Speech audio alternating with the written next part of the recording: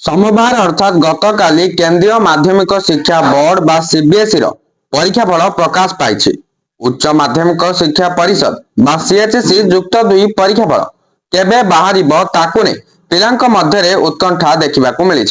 केवल जे युक्त 2 पिलांकर ता नुहे मैट्रिक पिलांक मध्यरे भी उत्कंठा देखिबाकू मिली।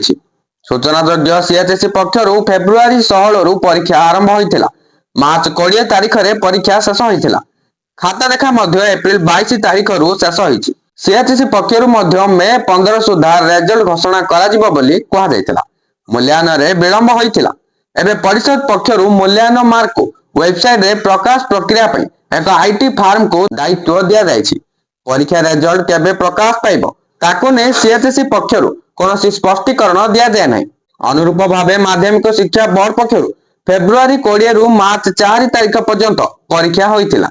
परीक्षा रिजल्ट बाहरिबाकू नै बोर्ड पक्षरु कोनोसी स्पष्टीकरण दिया जाउ नाही, किंतु गत वर्ष मे 18 तारिख रे मैट्रिक रिजल्ट प्रकाश पाइतिला।